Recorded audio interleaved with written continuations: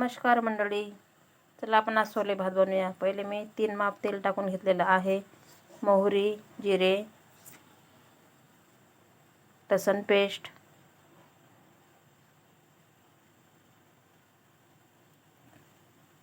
कांदा,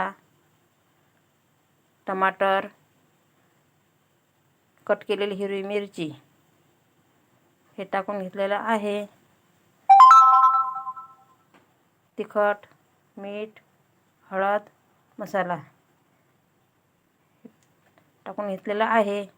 बटाटे आणि तुरीचे दाणे हे तेलामध्ये चांगले झालेले आहे। पाणी टाकून आपण घेतलेले आहे। आता आपण तांदूळ स्वच्छ धुवून घेतलेले आहे। तांदूळ टाकूया।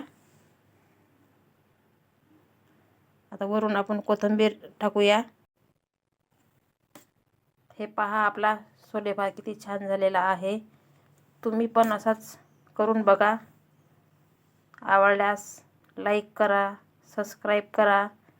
धन्यवाद।